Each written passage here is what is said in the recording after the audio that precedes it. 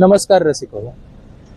आता मी ज्या इमारतीसमोर उभा आहे तिला आपण एशियाटिक सोसायटीची लायब्ररी किंवा टाउन हॉल या नावाने ओळखतो. ह्याच इमारतीशी ज्यांचा फार जवळून संबंध आला, जे इतिहास, भूगोल, खगोल, गणित, बीजगणित, भूगर्भशास्त्र, न्यायशास्त्र, संस्कृत इत्यादी भाषांमध्ये प्रवीण होते, तेव्हाचा मुंबई इलाखा किंवा बॉम्बे प्रेसिडेन्सीचे सदस्य, पहिले शिक्षक, प्रोफेसर, पहिले विद्याशाखीय पुस्तकांचे भाषांतरकार, जस्टिस ऑफ पीस ही पदवी ब्रिटिशांकडून मिळवणार. आपण त्यांना केवळ त्यांच्या पत्रकारितेच्या कामासाठी ओळखतो. आतापर्यंत कैकांना कळून चुकलं असेल मी कोणाबद्दल बोलतो.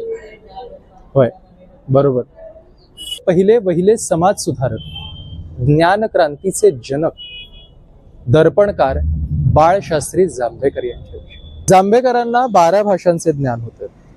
मराठी, गुजराती, हिंदुस्थानी म्हणजेच हिंदी, कानडी आणि इंग्रजीचे तर ते फरडे वक्ते होतेच.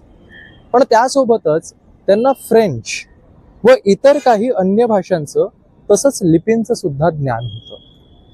हिस्ट्री ऑफ इंग्लंड या पुस्तकाचं त्यांनी एतद्देशीयांच्या शिक्षणासाठी स्थापण्यात आलेल्या बॉम्बे नेटिव्ह एज्युकेशन सोसायटी या संस्थेसाठी इंग्लंड देशाची बखर हे पुस्तक मराठी भाषेमध्ये भाषांतरित करून घेतलं.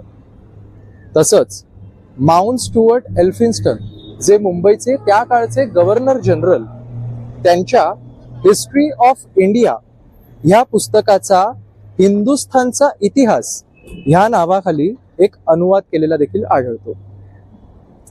जांभेकर रॉयल एशियाटिक सोसायटीचे पहिले आशियाई सदस्य होते. ह्याच एशियाटिक सोसायटीच्या नियतकालिकात आज जांभेकरांचा ऐतिहासिक ताम्रपट, शिलालेख यांचा आढावा घेणारा 11 लेखांचा संग्रह आपल्याला सापडतो. आताच्या ज्या नेटिव्ह एज्युकेशन सोसायटीचा उल्लेख आपण ऐकला, तिच्या पहिल्या जनरल असेंब्ली ग्रंथालयाची स्थापना जांभेकरांच्या मृत्यूच्या वर्षानंतर झाली. पण हे ग्रंथालय उभे करण्यासाठी जांभेकरांचं जे योगदान राहिलेलं आहे ते फार मोठं आहे.